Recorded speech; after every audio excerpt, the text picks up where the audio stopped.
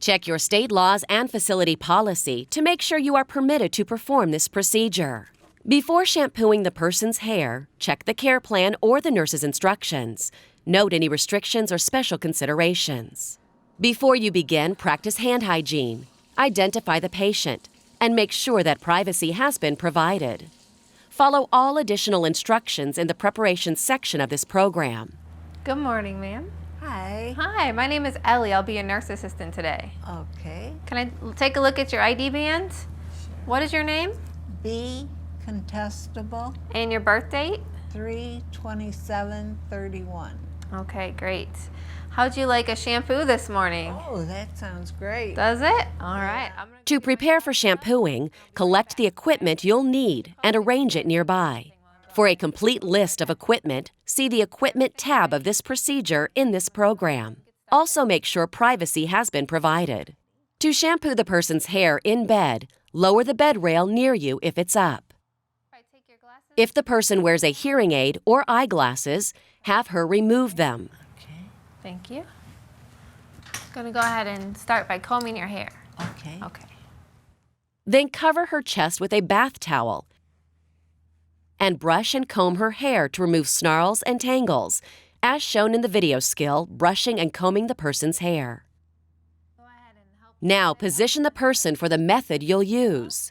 To shampoo her hair in bed, lower the head of the bed and remove the pillow. Place the waterproof pad and shampoo tray under her head and shoulder. Position the basin to collect the water. If needed, use a folded towel to support her head and neck. For shampooing at the sink, position the person sitting or lying and facing away from the sink. Place a folded towel over the edge of the sink to protect her neck. Then tilt her head back over the edge of the sink. For shampooing on a stretcher, position the stretcher in front of the sink. Place a towel under the person's neck and tilt her head over the edge of the sink. After positioning the person, raise the bed rail and obtain water. Make sure the water is the correct temperature, usually 105 degrees Fahrenheit. Test the water temperature according to agency policy.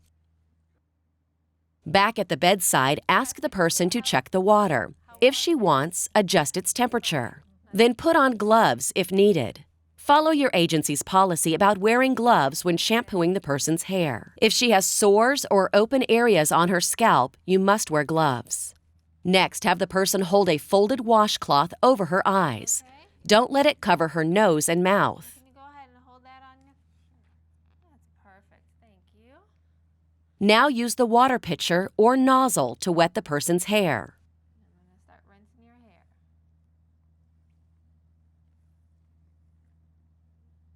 Apply a small amount of shampoo. Then work up a lather with both hands, starting at the hairline and moving toward the back of the head. Massage the person's scalp with your fingertips. Don't scratch the scalp with your fingernails. Does that feel okay? Feels good. Rinse the hair until the water runs clear. Then repeat the shampooing and rinsing. To continue, apply conditioner and rinse it out, following the directions on the container. If necessary, dry the person's face using the towel on her chest. Dry off your forehead a little bit.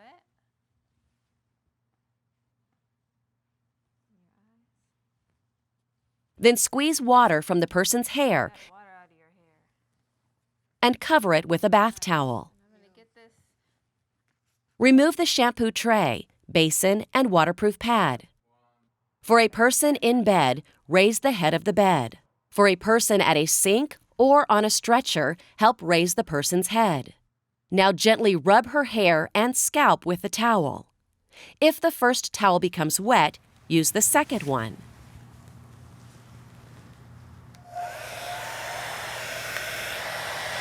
How's that setting? It feels good. Comb the hair to remove snarls and tangles, and then dry and style the hair as soon after shampooing as possible. Once the hair is dry, remove and discard your gloves and practice hand hygiene.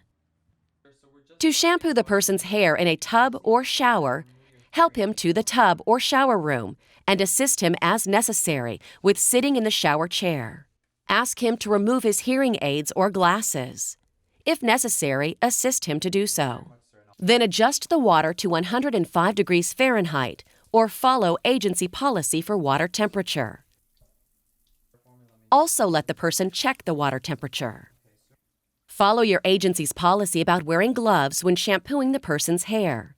If he has sores or open areas on his scalp, you must wear gloves. After you've helped the person take off his robe and slippers, have him hold a clean, folded washcloth over his eyes. Then ask him to tilt his head back slightly if he can. Using the nozzle, wet the person's hair completely. Then apply a small amount of shampoo and wash his hair thoroughly with your fingertips. As you shampoo, observe for any bumps or swollen or open areas on the scalp. If you're wearing gloves, avoid catching them in the person's hair and pulling on it. Again, using the nozzle, rinse the hair well from front to back. If the person desires, apply conditioner. Then rinse his hair once more from front to back. Towel dry the person's hair. Give me just a second here. Okay.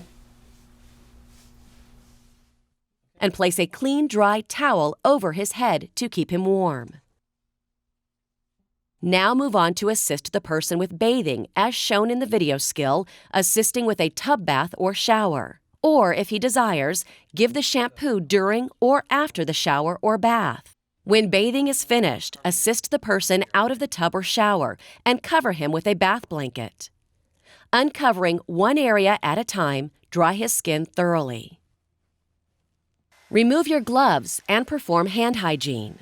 After the person is dried and is wearing his robe, or if he prefers, is fully clothed, finish towel drying his hair.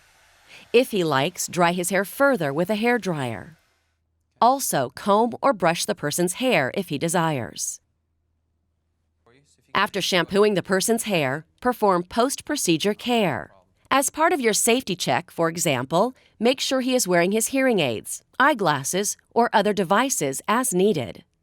For detailed information, see the section on follow-up care, reporting, and recording in this program.